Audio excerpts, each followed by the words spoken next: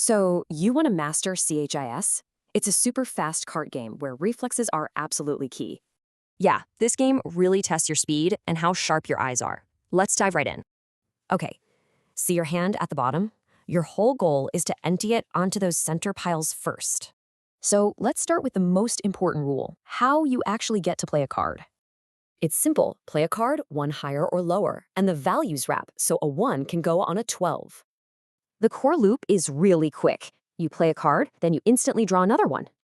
But here's where it gets really fun, the CHIS conflict.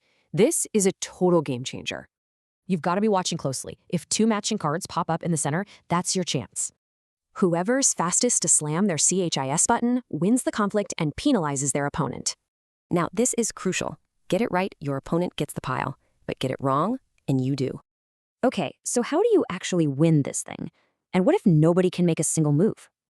Winning is straightforward. You have to empty both your hand and your draw pile completely. That's it. Well, if everyone's stuck, the game calls a bloqueo to automatically break the deadlock.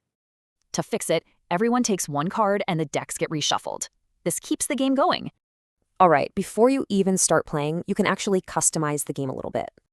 You can change your hand size or the max card value. Both really switch up the game's pace. And you've got options. Go split screen on one phone, or you can network with your friends.